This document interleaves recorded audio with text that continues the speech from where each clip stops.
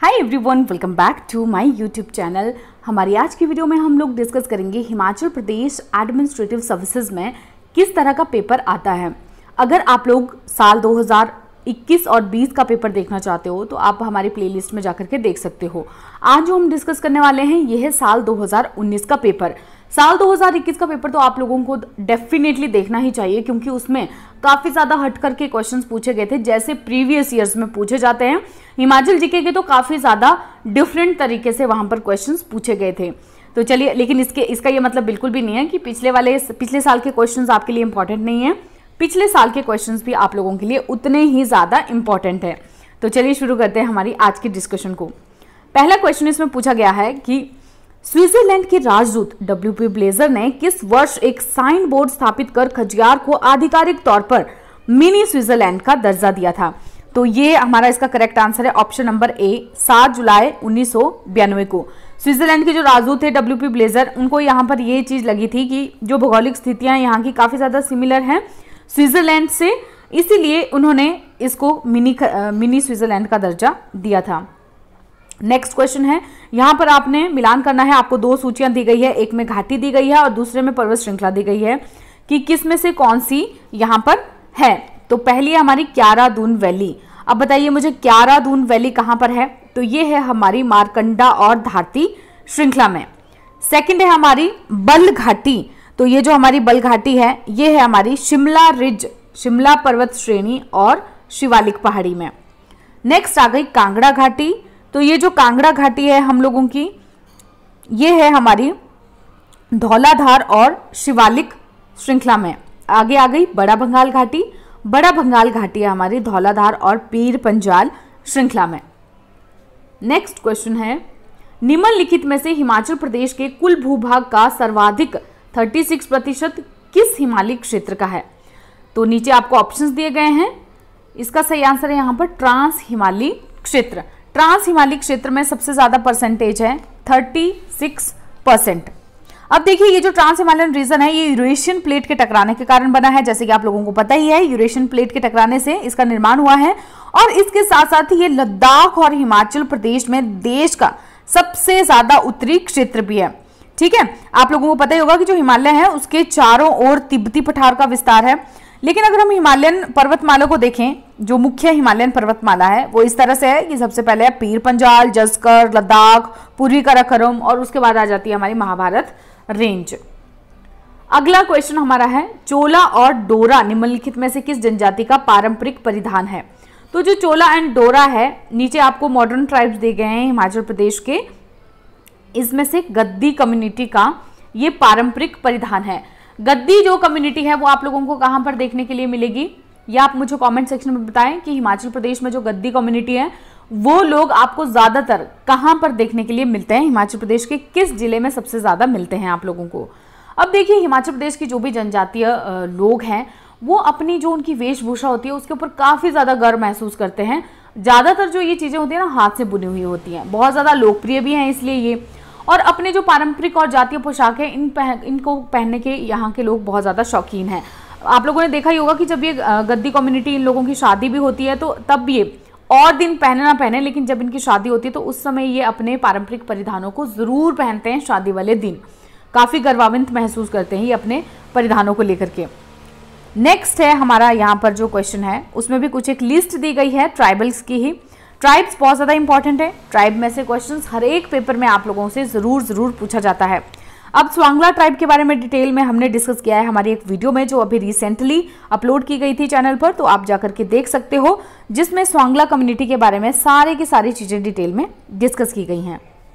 अब देखिए, यहाँ पर दिए गए हैं कुछ एक ट्राइब्स और साथ में दी गई हैं किस किस तरह की यहाँ पे शादियाँ होती हैं। राइट, तो अभी हम मिलाएंगे इनको किस में कौन सी शादी होती है। देखिए, पहला जो है वो है स्वांगला। स्वांगला कम्युनिटी में डिफरेंट तरह की मैरिजेस होती है, जिसमें एक है रूसाते ब्याह। रूसाते ब्याह इनमें होता है। दूसरा कुआ ब्याह होता है यहाँ पर, रूसाते ब्याह, कुआ ब्याह। ठीक है, अब नेक्स्ट वाली जो हमारी कम्युनिटी आ गई वो है गद्दी। गद्दियों में जो शादी होती है उसको कहा जाता है झंझरारा। क्या कहा जाता है? झंझरारा। अब नेक्स्ट आ गई खाम्पा कम्युनिटी। खाम्पा कम्युनिटी में जो शादी होती है उसे कहते हैं फक्तुम या फंक्तुम। है क्या ये फक्तुम या फंक्तुम? जो झंझारा शादी है वो आपसी जो सहमति है लोगों की उससे होती है। फक्तुम मैरिज का जो खाम्पा कम्युनिटी के लोग हैं ना, इनमें जो शादियां होती हैं वो वैसे तय करके ही होती है। तो यानी कि एक वार्ताकर्ता होता है, मिडल मैन, जो दो परिवारों के बीच में शादियों को करवाता है, उसे ही फक्तुम या फंक्तुम कहा जाता है। नेक्स्ट आ गए पंगवाल्स। तो पंगवाल्स के बीच में जो शादी होती है उसे कहते हैं पिठचक या छोरी।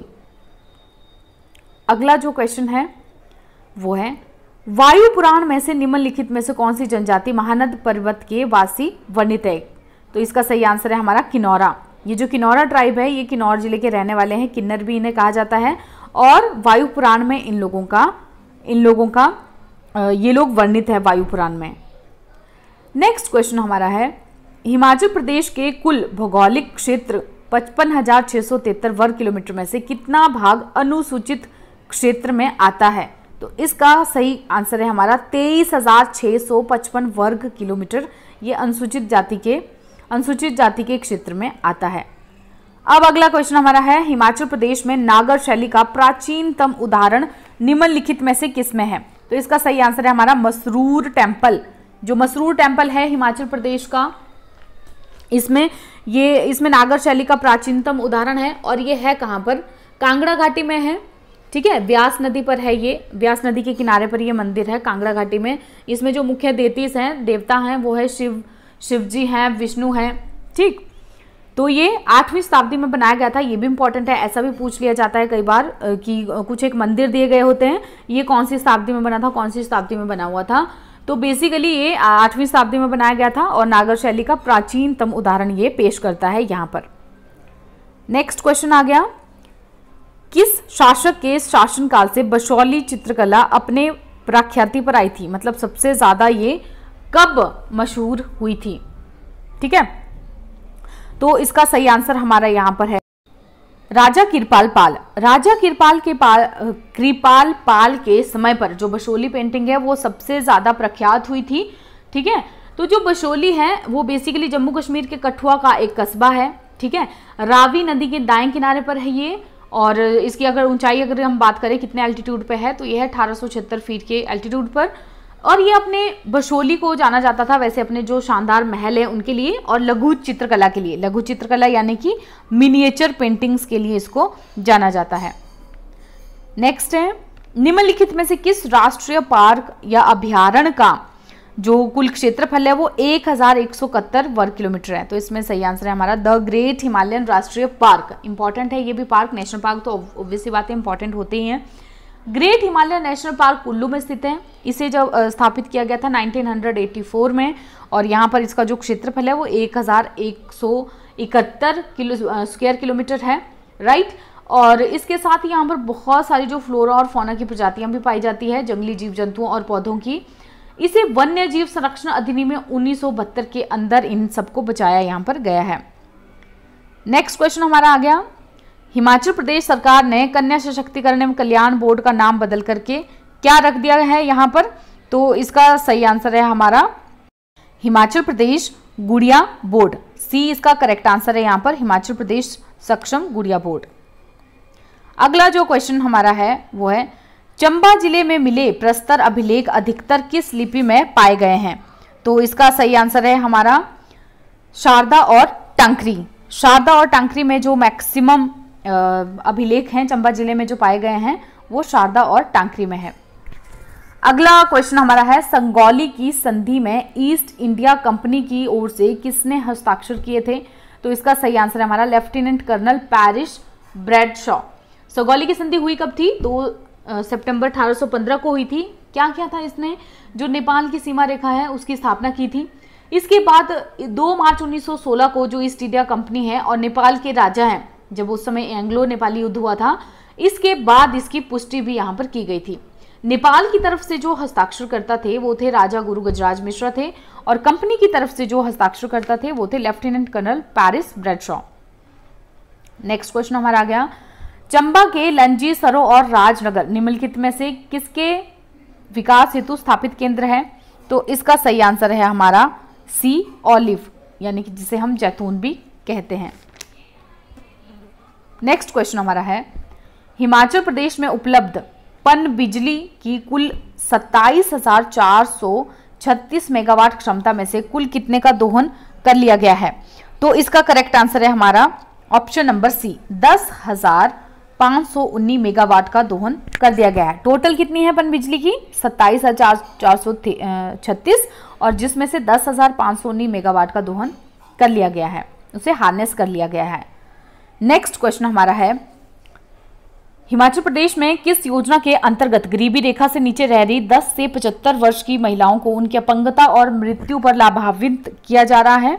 इसका सही आंसर है यहाँ पर मातृशक्ति बीमा योजना। मातृशक्ति बीमा योजना को लॉन्च किया गया था 25 सितंबर 2000 को और इसमें ग्रामीण क्षेत्र में रहने वाली जो सारी महिलाएं हैं गरीबी रेखा से नीचे जो रहती हैं उन सबको इंक्लूड किया गया था और उनकी जो आयु सीमा थी वो थी 10 साल से लेकर के 75 साल तक की। अब नेक्स्ट क्वेश्चन हमारा यहाँ पर आ जाता है, निम्न में से किसको राज्य सरकार ने हिमाचल प्रदेश सार्वजनिक सेवा गारंटी अधिनियम 2011 के अंतर्गत एक सार्वजनिक सेवा घोषित किया है? तो इसका सही आंसर है हमारे यहाँ पर मिट्टी की जांच कार्यक्रम को एक सार्वजनिक सेवा घोषित किया गया है। अगला क्वेश्चन हमारा मैच करने का ही है। दो चीजें दी गई है आपको यहाँ पे, इनको अपने मैच करना है। सबसे पहले है गेयटी थिएटर। तो गेयटी थिएटर को हेनरी इरविन ने बनाया था, तो इसका सही आंसर है यहाँ पर हेनरी इरविन। नेक्स्ट आ गया हमारा कालका शिमला रेलवे। कालका शिमला रेलवे को एमएस हैरिंगटन के साथ, ये एमएस हैरिंगटन के साथ संबंधित है। नेक्स्ट आ गया सत्यकाम, ये है रिलेटेड हमारा सैमुअल इवांस स्ट्रोक के साथ। अगला आ गया ओल्ड शिमला बैंक, तो ये मेसर्स बैरेट एंड कॉर्पोरेशन के साथ संबंधित है। नेक्स्ट है हमारा black nude, sitting nude and young girls are some of the famous work of which artist? तो इसमें सही आंसर है हमारे यहाँ पर अमृता शेरगिल। अमृता शेरगिल की ये सारी पेंटिंग्स हैं। अमृता शेरगिल एक हंगेरियन इंडियन पेंटर हैं। 19 वर्ष की उम्र में उनको ऑयल पेंटिंग यंग गर्ल्स के लिए पहचान मिली थी 1932 में। जब ये 19 साल की थी ना 1932 में, तब इन्होंने एक ऑयल पेंटिंग बनाई थी यंग गर्ल, इसके लिए इन्हें पहचान मिली थी। तो ये था हिमाचल जीके का पोर्शन। इस तरह के क्वेश्चंस पूछे गए थे हिमाचल जीके में से साल 2019 के पेपर में। जल्दी ही हम और भी सारे ईयर्स के पेपर्स लाएंगे अपने चैनल पर। तो आज के लिए बस इतना ही, जल्दी मिलेंगे एक अगली वीडियो के साथ।